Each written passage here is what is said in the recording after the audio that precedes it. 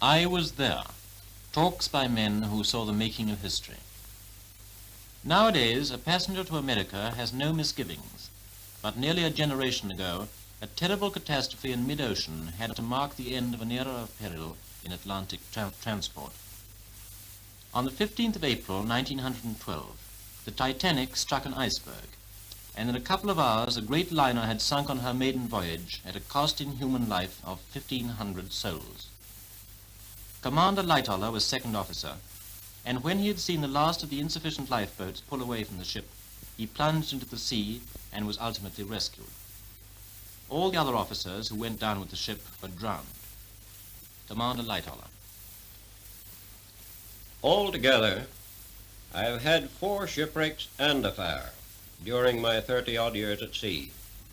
But by far and away the worst of them all was the one I'm going to tell you about now, the loss of the Titanic. I joined her in Belfast while she was still in the builder's hands, the biggest and finest ship in the world, and given the normal life of a ship, I'm pretty sure she would have proved the fastest. But let me say right here and now, neither that night nor that voyage were we out for any records. We ran our trials in Belfast Lough and then took her round to Southampton. On April the 10th, that's 1912, she sailed on her maiden and only voyage for New York. From the moment we left Belfast, we had marvelous weather.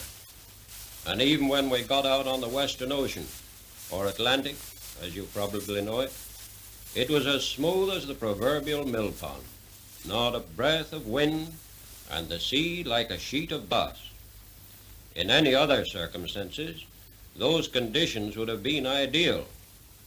But anyone with experience of ice at sea knows that those very conditions, and the moonless night, only render the detection of icebergs all the more difficult, and calls for additional alertness on the part of both officers and men. Speaking for myself, I knew only too well that there were chances, if long ones, of sighting an iceberg, but as I reckon, in ample time to clear it with a turn of the wheel.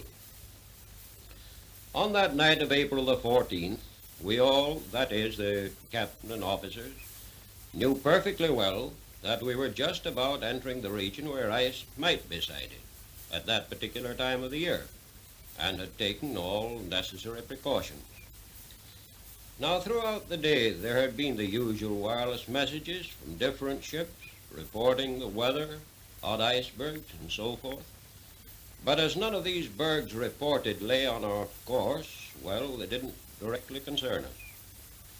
But when the evidence came to be sifted out at the inquiry held in London afterwards, it then came out that one very vital message received in the Titanic's wireless room that night had never been delivered to the bridge. That message came from a ship called the Mesaba, warning all ships of heavy pack ice, icebergs, and field ice in an area then lying right ahead of the Titanic, and what was still worse, not far away. Those immense quantities of ice were abnormal for almost any time of the year, and the significance we should have attached to that report can hardly be exaggerated. In my opinion, it was a warning of the most vital importance. You see, I was officer of the watch and in charge of the ship when that Mesaba message came over, and I know perfectly well what I should have done if it had come to my hands. Without a shadow of doubt, I should have slowed her down at once. That would have been imperative, and sent for the captain. More than likely, in fact almost certainly, he would have stopped the ship altogether and waited for daylight to feel his way through. Anyhow, the long and short of it is, neither he nor I nor any other officer of the ship got that message. Now to go on. We were steaming that night at a good 22 knots. At 10 o'clock, I was relieved as officer of the watch by Murdoch, W.M. Murdoch. He and I had been shipmates in many of the ocean greyhounds, and both of us had crossed this ice region times without number, both in clear weather and what's more in fog.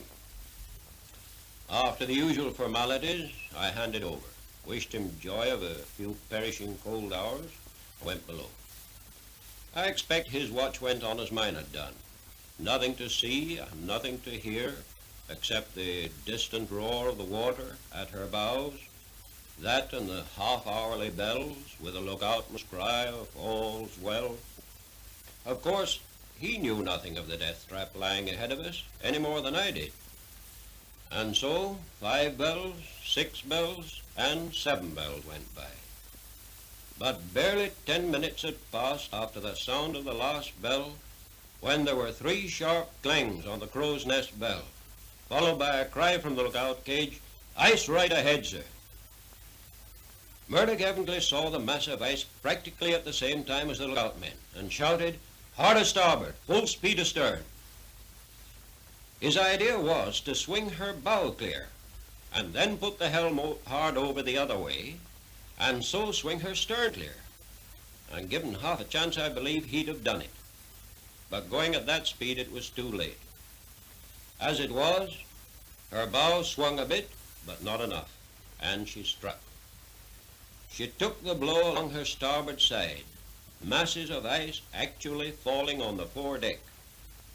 But what was worse, though we didn't know that till it came out of the inquiry, she was pierced below the waterline in no less than 6 compartments, and from that moment, nothing could have saved her.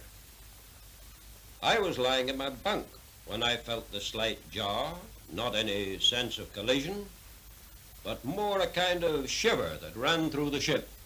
Anyway, it was enough to bring me out of my bunk in one jump. Out on deck, I ran over one side and then to the other, but there wasn't a trace of anything we'd struck.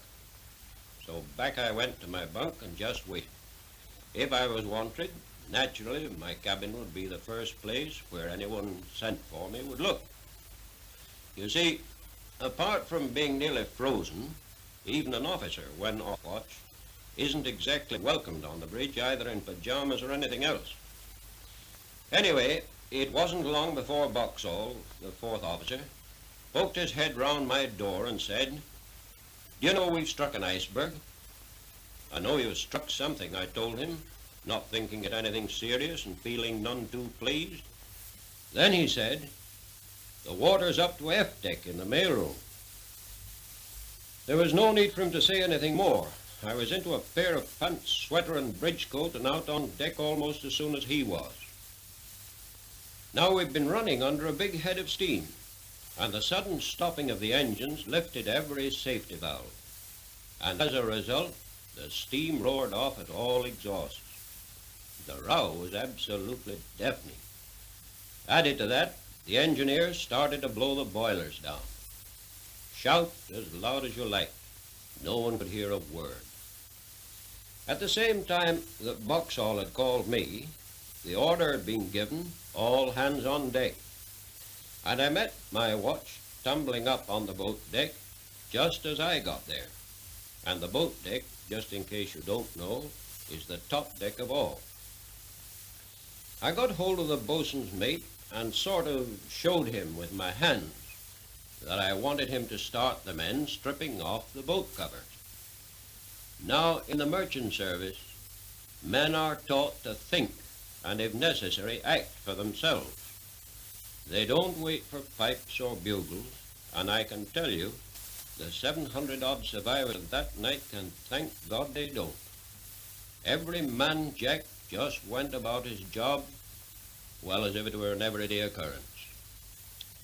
When the boats were stripped and cleared, they were swung out and lowered to the level of the boat deck.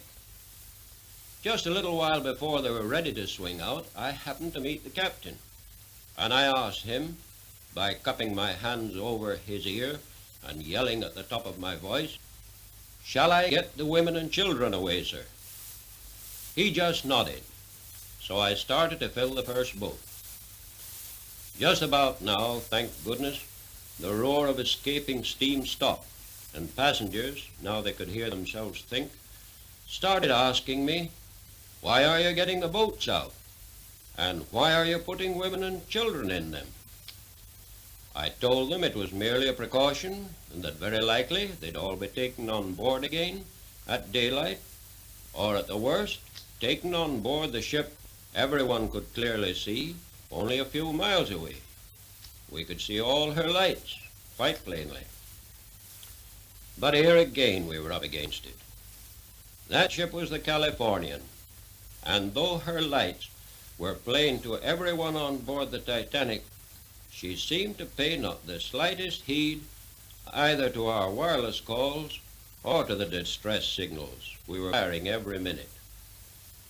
The reason why she didn't answer our wireless calls, which other ships heard halfway around the earth, was because she only carried one wireless operator.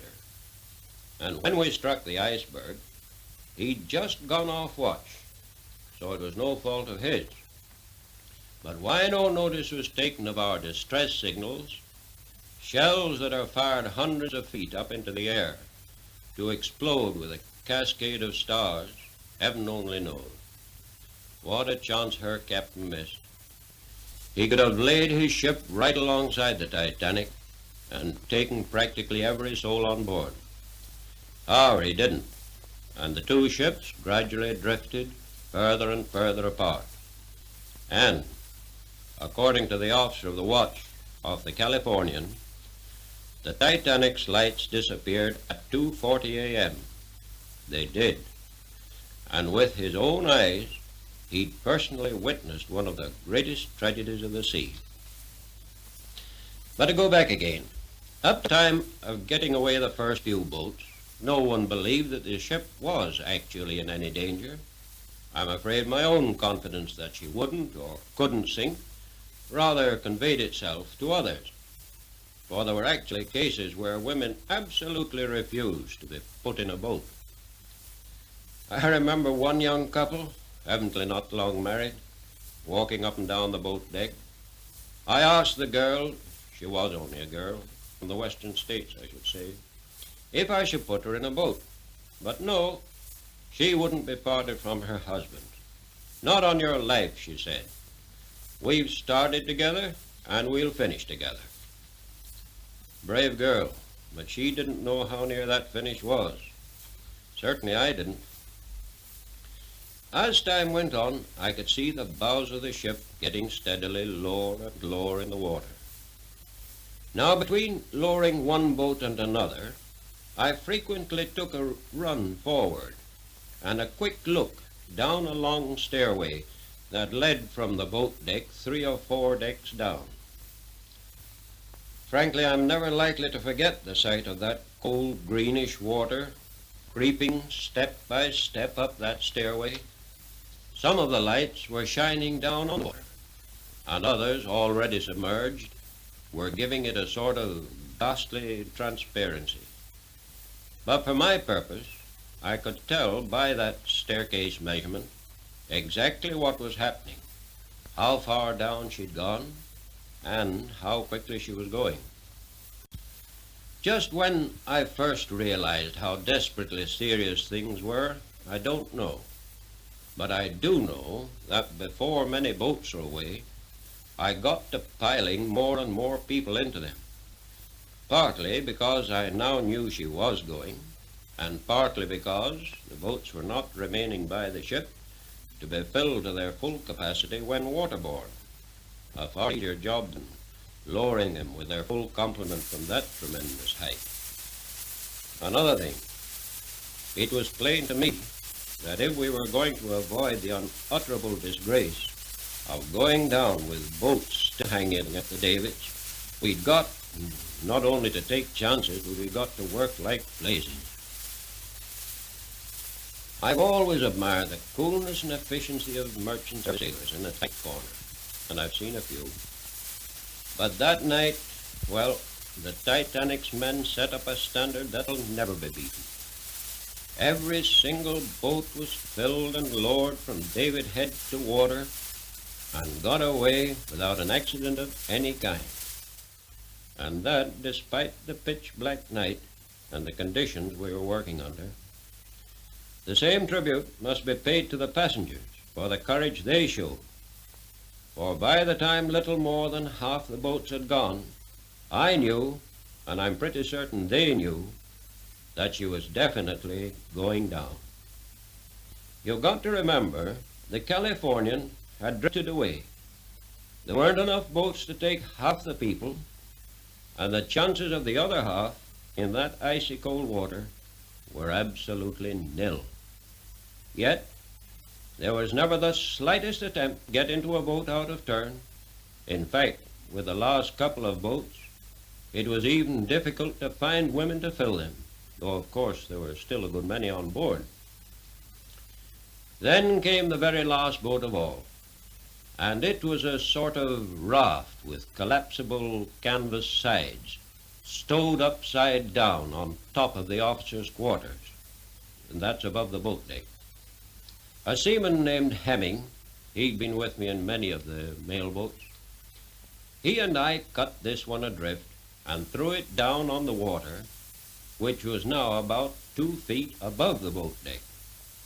Hemming, by the way, had earlier on given up his place in a boat after being told off to take charge of it, and unbeknown to me, had followed round, helping me with the lowering, a ticklish job even in daylight. Having dumped this collapsible, there was not a thing further we could do on that side, so both of us went over to the starboard side. But we found all the boats were away from there too. Of course, there were still hundreds of people round. As Hemming and I looked down from the top of the officers' quarters, where we were standing, the ship took a sudden dip, and a sea came rolling up, carrying everyone with it. Many were drowned there and then. Everyone that could just instinctively started to scramble up towards the after end of the ship. But that was only putting it off. In fact, it was lessening their chances. The plunge had to come, and that I could see was pretty soon. And no one's chances were going to be improved by getting mixed up in a struggling mass. Hemming, as I found out afterwards, headed for one of the after boat falls, slid down, dropped into the water, swam away, and was eventually saved. For my part, I turned forward and took a header from the top of the wheelhouse. I started to swim away, but got sucked down 2 or 3 times. In fact, I got mighty near the edge of things before I finally came up alongside the collapsible. We'd hove into the water from the top of the officers' quarters, and there I hung on. A bit later, the forward funnel guys carried away, and the funnel, weighing perhaps 50 or 60 tons, fell down with a crash on the water. It missed the raft and some of us hanging onto it, by inches. But there were a good many it didn't miss. Next thing I remember, I was still hanging on to a bit of rope attached to the raft, but some 30 or 40 yards away from the ship. The wash of the falling funnel had evidently picked us up, raft and all, and flung us clear of the ship altogether. Several of us scrambled up onto the slippery bottom of the raft, and it was from there I saw the Titanic sink. As I watched, I could see her bow getting deeper and deeper in the water, with the foremast sticking up above the surface, whilst her stern lifted higher and higher, till it was right out of the water. When she got to an angle of about 60 degrees, there was a sullen sort of rumbling roar, as her massive boilers all left their beds and went crashing down through the bulk's heads and everything that stood in their way. Up to that moment, she had stood out as clear with her rows of electric lights all burning.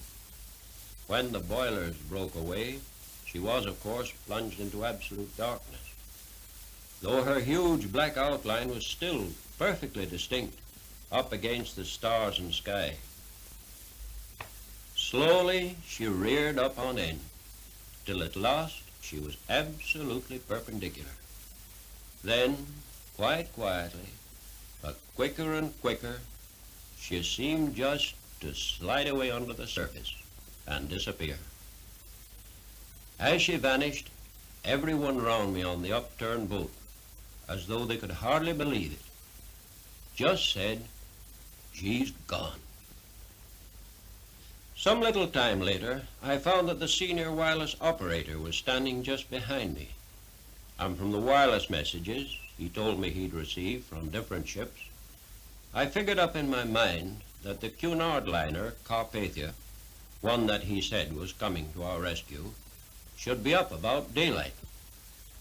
It was then I first heard of the Masaba message, and when I said I didn't remember it, he told me he'd put it under a paperweight at his elbow and never sent it to the bridge.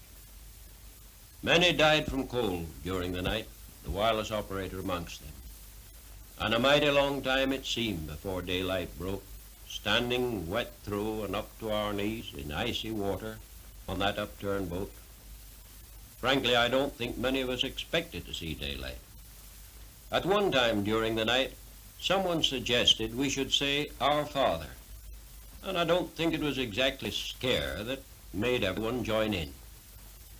But you'd need to be in somewhat the same fix, where a couple of minutes may mean all the difference between, well, here and hereafter, to understand the feeling we put into it. I've heard that prayer ever since I was the height of sixpenny coppers, but never with such intense earnestness as the surroundings lent to it that night. However, when daylight did break, most of us were still heads up, and we of the upturned boat transferred to one of the lifeboats. At full daylight, there was the Carpathia steaming toward us. I needn't say just what sort of a welcome sight it was either. Cruising slowly round, she collected the boats one by one.